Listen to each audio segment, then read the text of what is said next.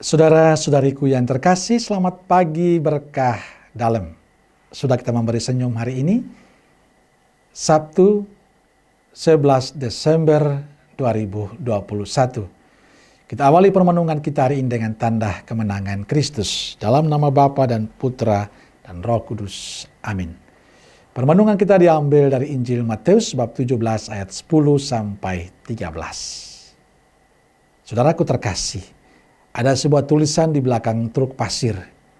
Enak zamanku kan?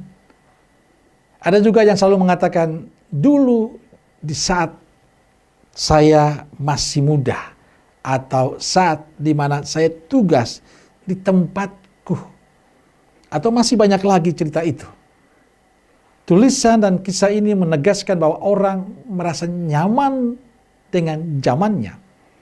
Orang merasa bahagia dengan zamannya, sehingga tidak siap untuk sebuah perubahan atau pembaharuan. Dan hal ini juga sampai saat ini terjadi, bahkan merasuki kehidupan menggereja. Orang tidak bisa melihat ke depan, di mana zaman terus berubah, tapi orang terus melihat ke belakang. Maka tidak mengherankan kita tidak bisa berubah. Orang tidak bisa menerima perubahan yang baik demi kemajuan bersama. Sehingga bila ada keinginan untuk berubah, pasti ada reaksi penolakan. Bahkan berbagai cara dilakukan agar perubahan dan pembaharuan itu tidak terjadi. Bahkan dimusuhi. Banyak umat sering bercerita pada saya bahwa dikala kita mau hidup baik, dikala kita mau hidup benar, dikala kita mau hidup sesuai apa yang aturan yang ada, bahkan dimusuhi. Bahkan orang menggosipkan, menjelekkan, mengkhianati. Tapi perlu kita pegang dalam hidup kita, satu yang tidak boleh kita lupakan, yakni Allah yang akan menemani kita. Maka sikap jujur, sikap tulus, rendah hati, tanpa kepentingan hendaknya menjadi bagian dari sikap hidup kita. Dan saya percaya, orang baik dan benar akan dicintai oleh Tuhan. Saudaraku terkasih, kira-kira seperti itulah yang terjadi dengan kehadiran Elia dan Yohanes Pembaptis. Sebagai nabi, mereka memiliki hati dan cinta untuk menyampaikan kebenaran Tuhan. Mereka tidak pernah takut untuk mengkritik kesalahan orang pada zamannya. Mereka berani mengingatkan, berani menasehati. Semuanya demi kebaikan bersama. Kita ingat kisah Yohanes, ia tidak pernah takut mati demi Kristus. Ia menyuarakan kebenaran walaupun akhirnya dipenggal kepalanya. Ia tidak pernah takut menyampaikan kebenaran walaupun taruhannya adalah nyawanya.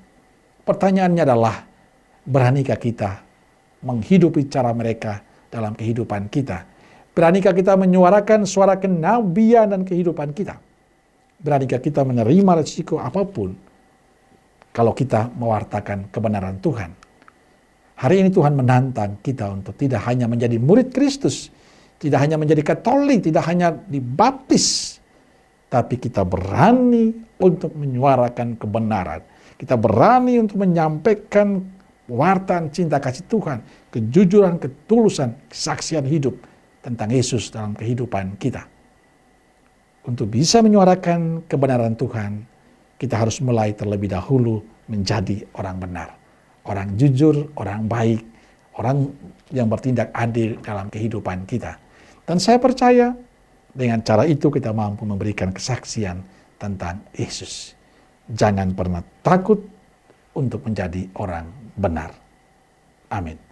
Semoga Allah yang Maha Kuasa memberkati saudaraku sekalian, Bapa, Putra, dan Roh Kudus. Amin. Keluarga Kudus Nazaret, doakanlah kami. Amin. Berkah dalam.